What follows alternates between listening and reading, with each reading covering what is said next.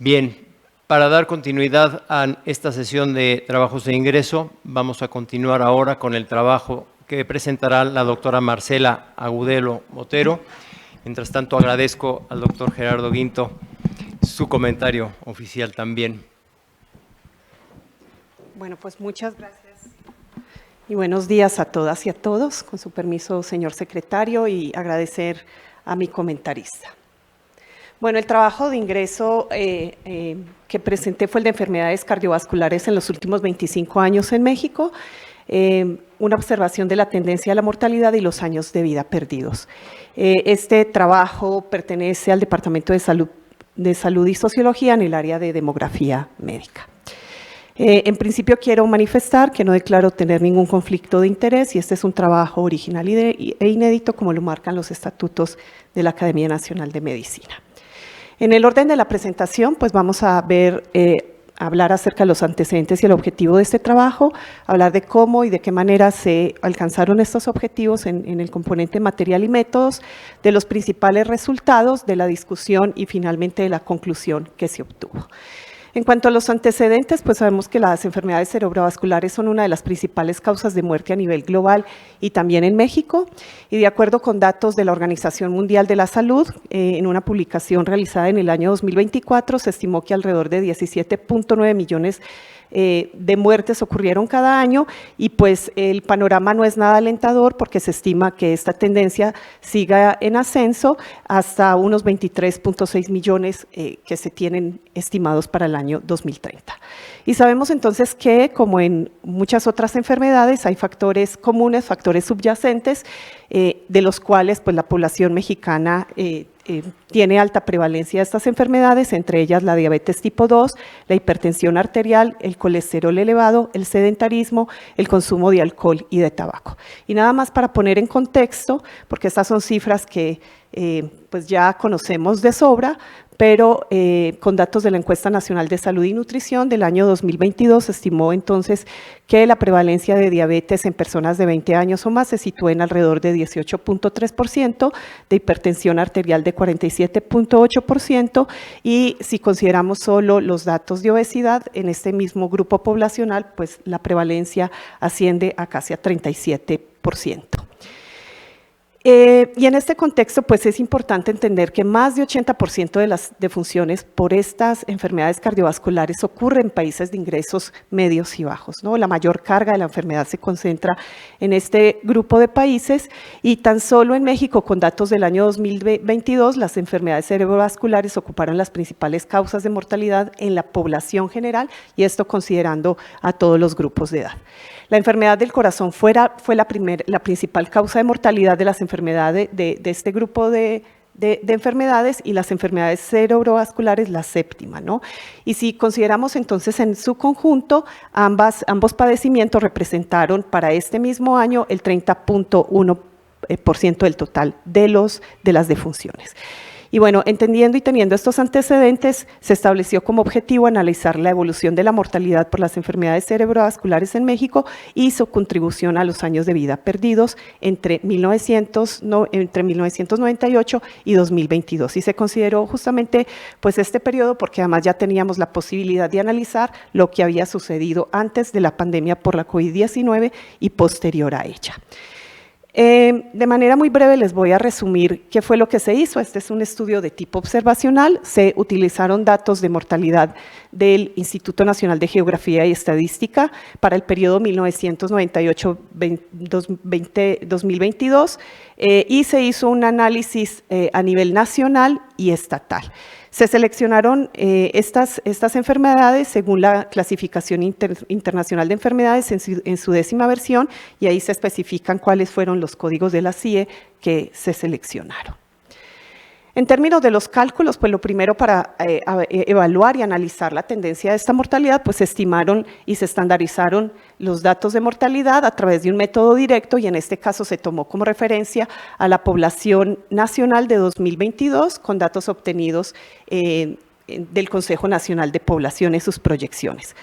Para además medir cómo había sido el comportamiento y la tendencia, y tanto en la tendencia y la magnitud de estos de la mortalidad a través de estos 2 años, se hizo un análisis de regresión de joint point y se reportó el cambio porcentual anual y el promedio del cambio porcentual anual con un nivel de significancia estadística del 5%.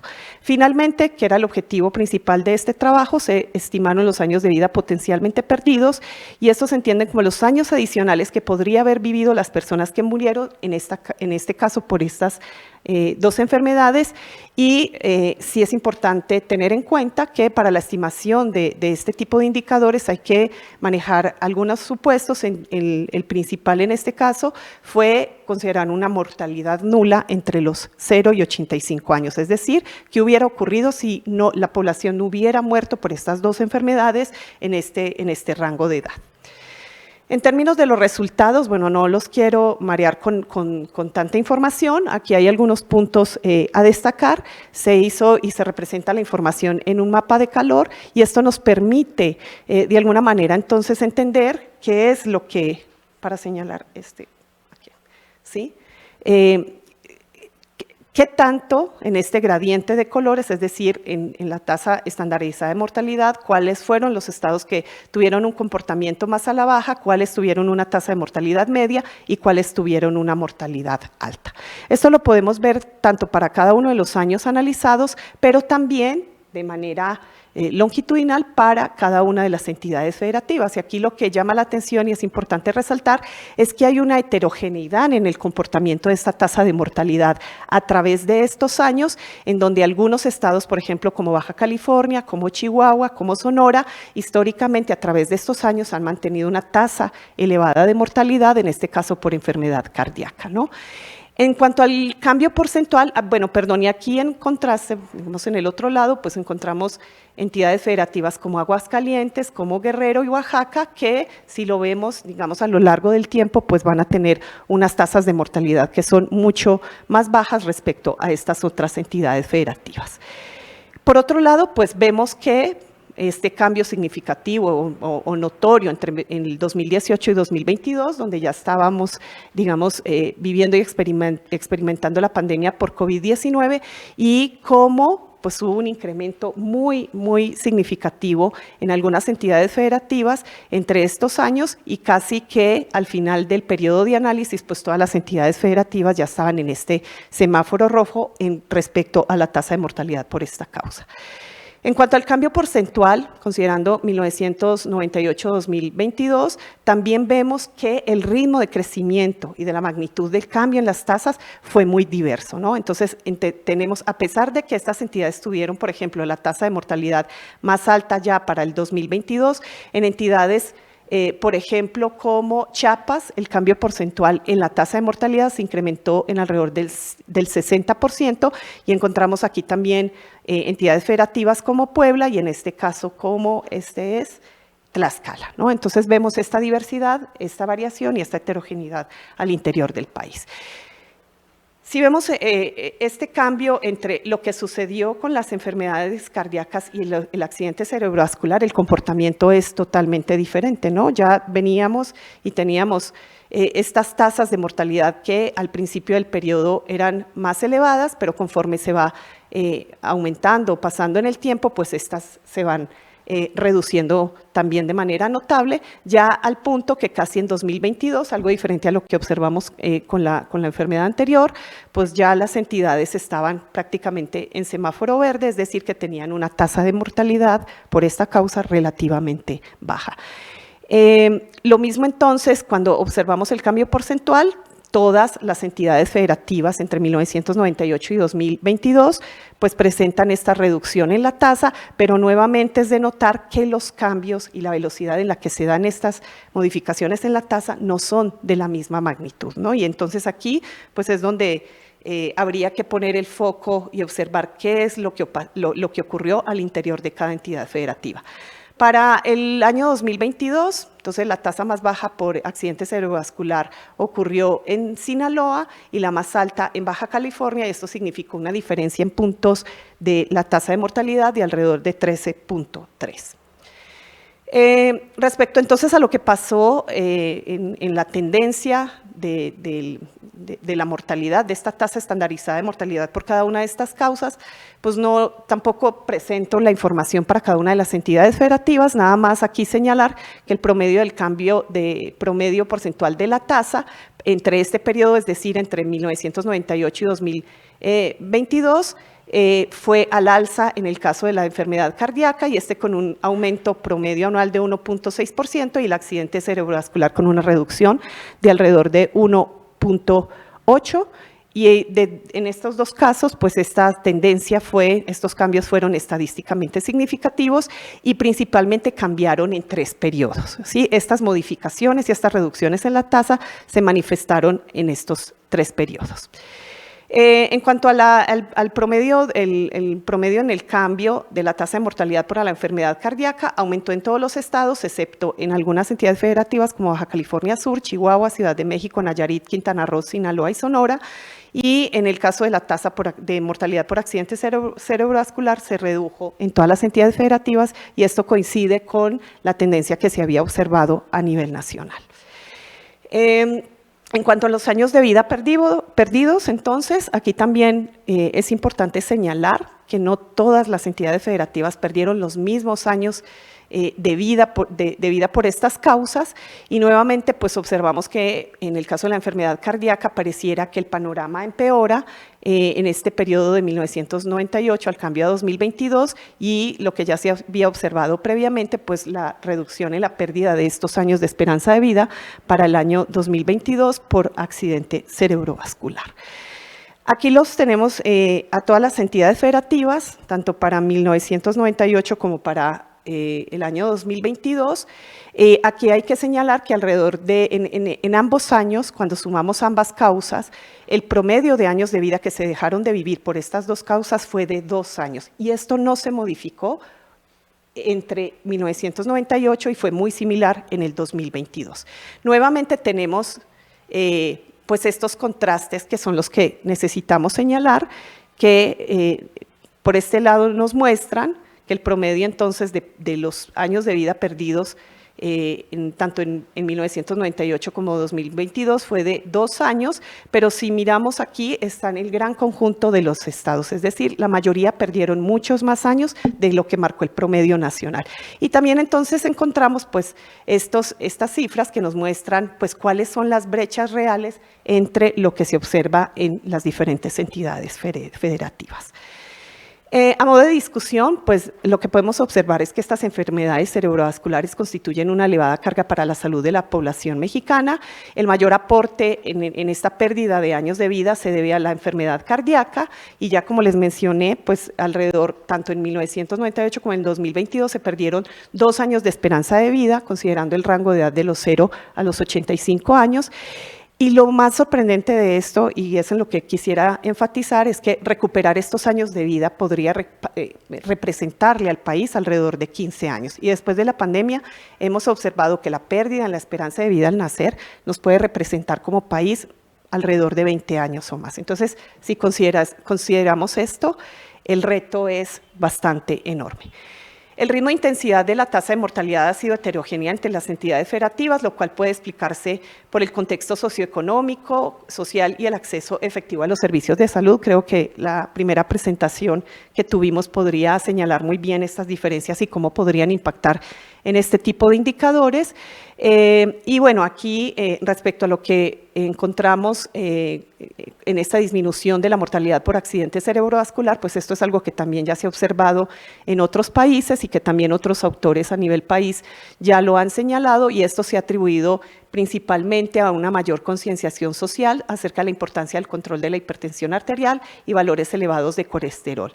Y en México pues ha habido, a pesar de estos avances, una ralentización en la reducción de la tasa de mortalidad por esta causa, es decir, sí observamos esta tendencia a la caída en esta tasa de mortalidad, pero en los últimos años, pues estas reducciones ya van siendo mucho menores. La tasa de mortalidad por enfermedad cardíaca ha ido en aumento, especialmente durante la pandemia por COVID-19, y de esto pues ya hay diversos trabajos que han mostrado cómo ha incrementado la carga de la enfermedad en términos de años de vida saludables perdidos y años de vida vividos con discapacidad. No me quiero detener mucho más en esto, pero pues el aumento de estas enfermedades cardiovasculares implica que esté en riesgo el cumplimiento de las metas establecidas en los Objetivos de Desarrollo Sostenible, en la que se establece que para 2030 pues este tipo de enfermedades, entre las que están estas dos causas que se están analizando, que se consideran potencialmente evitables, pues no se podría alcanzar, ¿no? Tendríamos entonces que estar pensando en una reducción de 30% de estas muertes potencialmente evitables para el 2030, y ya el panorama nos muestra que estamos muy lejos de poder llegar ahí.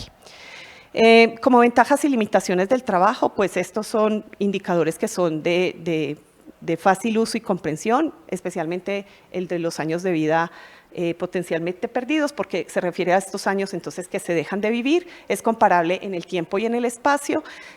Sin embargo, una de las limitaciones es que pues, se definió un umbral de 85 años y de acuerdo con el Consejo Nacional de Población para 2022 la esperanza de vida al nacer se situó en 75.2 años, es decir, que ampliamos ese rango y eso pues se ve reflejado también en estos resultados. Pero sin duda pues lo que estamos viviendo como país también nos señala que estamos en un proceso acelerado de envejecimiento poblacional y cada vez se hace más pertinente pues analizar esta información considerando pues estos temas.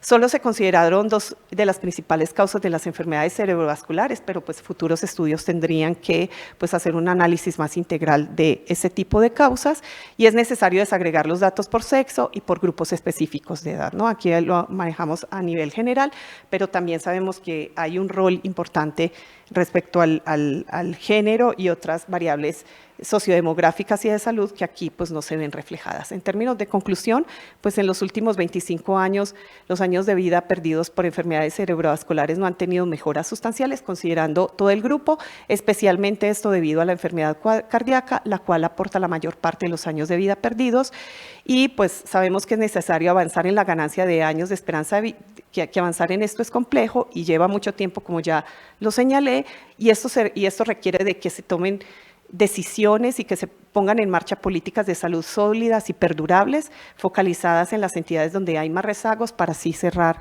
las brechas en salud. Muchas gracias.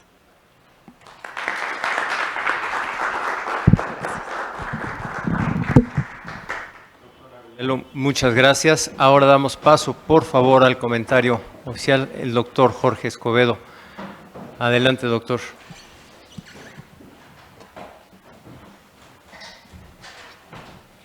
Doctor.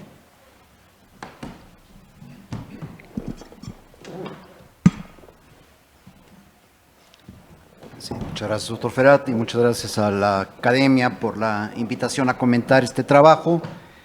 Es un estudio interesante de Marcela Agudelo Botero. La ahora académica ha trabajado en este campo del estudio de las tendencias de la enfermedad, tiene publicaciones además sobre la carga de la enfermedad, así que es un tema que ella domina y se ve pues en la presentación. Ella nos presenta un estudio ecológico de tendencias sobre estos últimos 25 años, y tal vez son 25 años porque 1998 fue cuando se empezó a usar la 10ª clasificación internacional de enfermedades en México, y esto permite la comparabilidad con este sistema de clasificación en todos los años analizados en este periodo. Este trabajo además ya lo publicó la doctora en Public Health Reports este año, junto con otras dos entidades adicionales, síndrome metabólico y diabetes. Y bueno, en ese sentido, creo que la discusión que seguramente habrá tenido con los editores de la revista, pues permitirá pues el conocimiento de las cualidades de este trabajo y bueno, creo que quienes estuvimos aquí presentes lo podemos constatar. Así que creo que dirigiré entonces mi comentario sobre los aspectos que yo hubiera hecho diferentes en este análisis, meramente pues un poco para contextualizar el citado trabajo.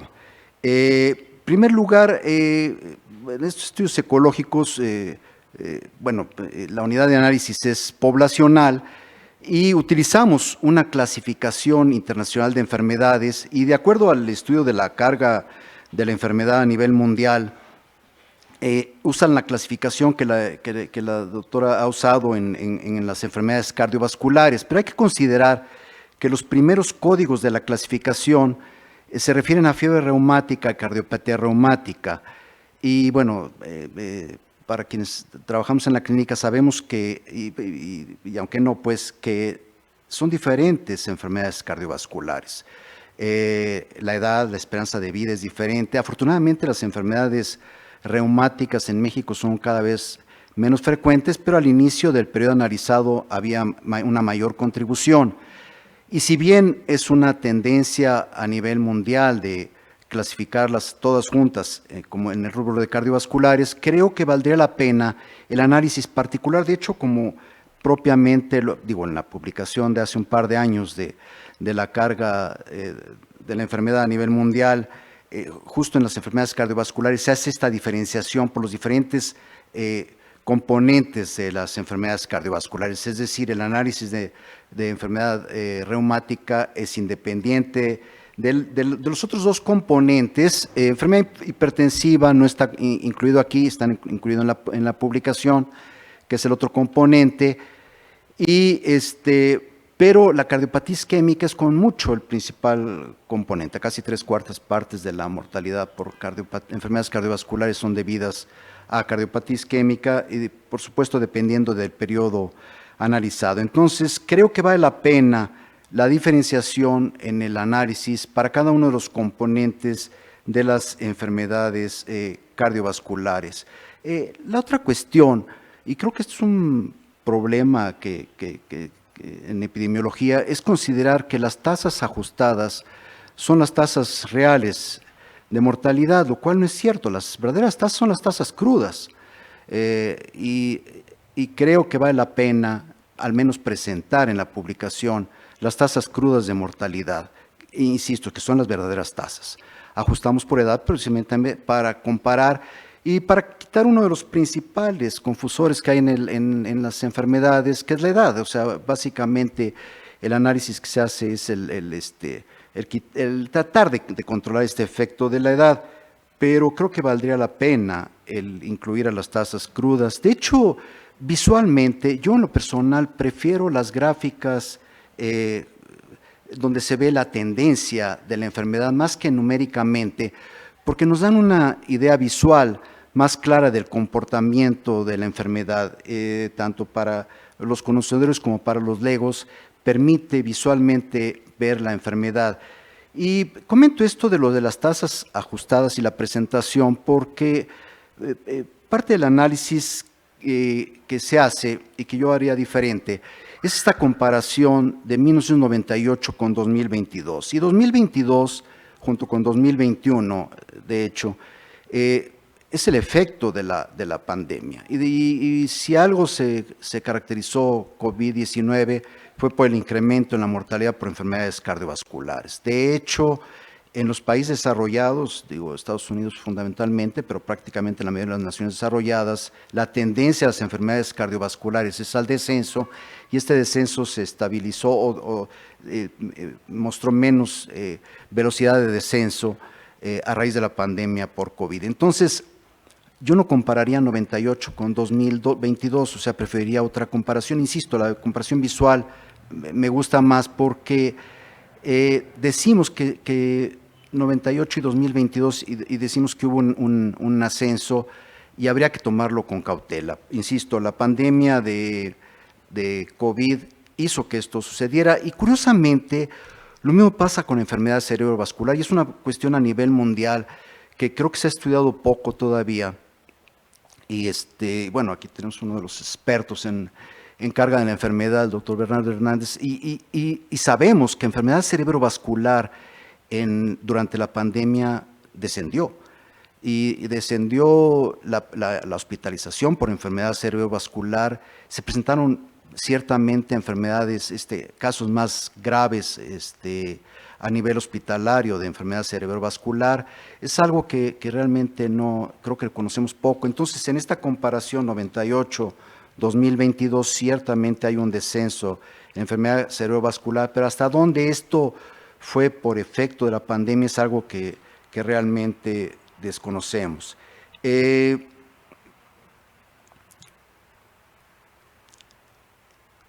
Okay. El otro componente es el de los años de vida perdidos. Aquí, bueno, pues creo que es un indicador que sirve, lo maneja bien la doctora Agudelo, pero también ciertamente hay diferentes formas de calcular los años de vida y creo que a lo mejor estamos un poco más acostumbrados ahora a lo de la carga mundial, la carga de la enfermedad a nivel mundial, de los años de vida ajustados por discapacidad, que incluyen este componente, además, que ya mencionaba bien la doctora Agudelo sobre discapacidad, que no está incluida en este indicador y que, bueno, es un componente que puede incluirse en el indicador. Hay dos aspectos. En su artículo, ella menciona que hizo el ajuste de los de edad no identificada en las cargas de función. No viene aquí en esta presentación, me imagino que sí se redistribuyeron los no clasificados, cuando la edad no aparece en el certificado de función, pues es una pérdida que dependerá mucho, por supuesto, del año, ¿verdad? En 1998 era mayor la pérdida que en la actualidad, afortunadamente, pero también depende de la entidad federativa, ¿no? O sea, sabemos que hay entidades federativas donde los temas de registro a lo mejor no son tan buenos y entonces eso hace que esta pérdida todavía sea un poquito mayor. Y la otra, que ya lo sabe, que es el ajuste de las causas mal definidas, ¿no? El famoso cajón de la basura, el R98, R99 de la Clasificación Internacional de Enfermedades, donde hay toda una estrategia del estudio de la carga de la enfermedad a nivel mundial para reasignar estas defunciones, porque muchas de ellas son de origen cardiovascular.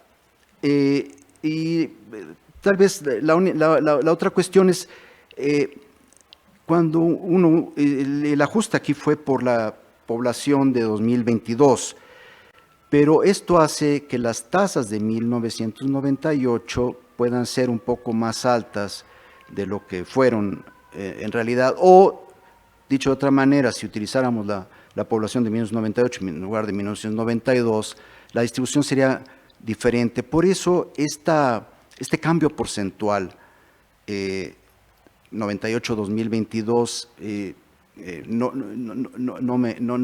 a mí no, en lo personal no me gusta, ni tampoco el llamado cambio porcentual anual, porque a lo mejor es un concepto que habría que revisar, ¿no? No existe tal vez la mejor definición de la tasa de mortalidad es una velocidad, es una medida de velocidad, y no hay velocidad horaria, ¿no? Los que vemos las carreras de automóviles, no hay un premio al que lleve la velocidad más alta durante la carrera, ¿no? Sino al que llega primero. Es decir, el concepto de velocidad durante la carrera no existe. Hay el concepto de la vuelta más rápida, pero es muy diferente. Entonces, aquí valdría la pena pues el parangón en ese sentido, ¿no? De que a lo mejor el cambio porcentual anual de poca información. Creo que es un trabajo muy interesante, creo que el trabajo en realidad, que para fines prácticos es lo que se analiza en el ingreso a la academia integral de la doctora Agudelo es bueno considerablemente, y al igual que a los otros candidatos también le externo mis felicitaciones por su ingreso a la academia y por el trabajo que nos ha presentado. Muchas gracias.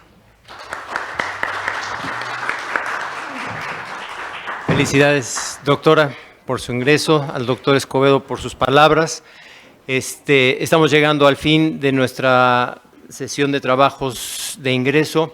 Como les comenté yo de inicio, el doctor Viesca tenía el compromiso de venir, nos anunciaron que iba a llegar, pero pues yo creo que se le complicaron las cosas y en esta ciudad no es difícil. Pero bueno, quiero cerrar esta sesión diciendo que bueno, fueron interesantísimos los trabajos, por supuesto, fueron 3 clínicos, 1 biomédico.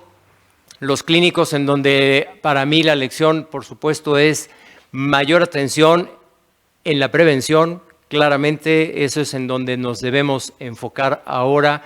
La medicina de la resolución de los problemas seguirá, pero sin duda la medicina de la prevención más allá. Y en relación al trabajo biomédico traslacional, que esperemos, como dice el doctor Gerardo Guinto, doctor Pineda, pueda llevar a la traslación este trabajo con Hitcho Protein 70, una proteína interesantísima, motivo de estudio mío también y tesis doctoral también, por cierto.